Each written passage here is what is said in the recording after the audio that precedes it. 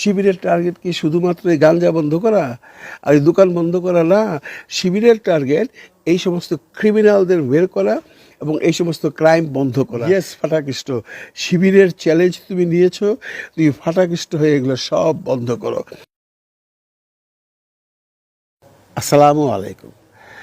ভিডিওটা শুরু করবার প্রথমেই একটা ছবি দেখুন। এই ছবিটা দেখলে এটা নিয়ে আলোচনা করতে, এই প্রসঙ্গটা বলতে সুবিধা হবে। এই যে ছবিটা দেখছেন, এটা হলো প্লেনের ভিতরে, মানে উড়োজাহাজের ভিতরে বসে আমি সিগারেট খাচ্ছি। একসময় ছিল, এই ছবিটা 20-25 বছর আগের হবে, তখন মানুষ প্লেনে সিগারেট খেত। সিগারেট খাবার জন্য সিট নাম্বারে কিছু জায়গা থাকতো, smoking zone, non smoking zone. এটা বন্ধ হয়ে গেছে। বন্ধ করতে সময় লাগছে, বেশ সময় লাগছে, 1-2 দিনে বন্ধ হয় নাই।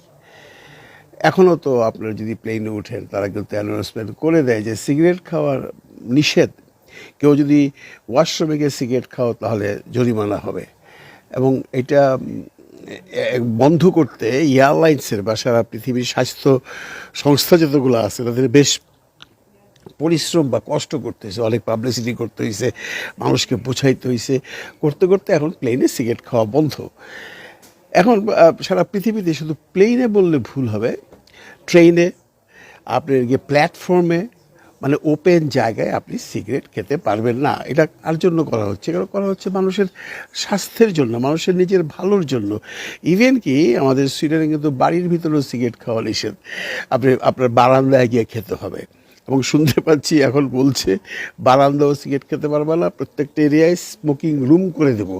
স্মোকিং রুম তো আপনারা বুঝেন, যদি আপনি এখন মনে করেন ইস্তাম্বুল গেলেন বা দুবাই গেলেন বা দোহা গেলেন, আপনি 4 ঘন্টা 5 ঘন্টা আপনার লেওভার আছে, মানে ট্রানজিট আছে, আপনি চেইন স্মোকার, আপনি সিগারেট খাবেন না, পার্টিকুলার রুম আছে, ওইখানে গিয়ে সিগারেট খেতে পারবেন। মানে ওটার ভিতরে যদি আপনি একটা সিগারেট খান, তার মানে আপনার 20টা সিগারেট খাওয়ার সমান হবে। এবং ওখান থেকে বেরোবার পর আপনার গায়ে যে একটা গন্ধ হবে, এটা মানে আনবিলিভেবল, আনটলারেবল।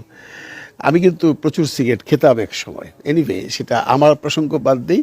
সিগারেট স্বাস্থ্যের জন্য খারাপ। সিগারেট, গাঞ্জা, ভাং, আফিংস, ফ্যালসিডিল, এগুলো কখনোই ভালো না। আমি সিগারেট নিয়ে এত কথা বলছি কেন, বা নেশা জাতীয় দ্রব্যাদি নিয়ে এত কথা কেন বলছি এই জন্য যে বর্তমানে একটা ঘটনা ঘটছে ঢাকা ইউনিভার্সিটিতে।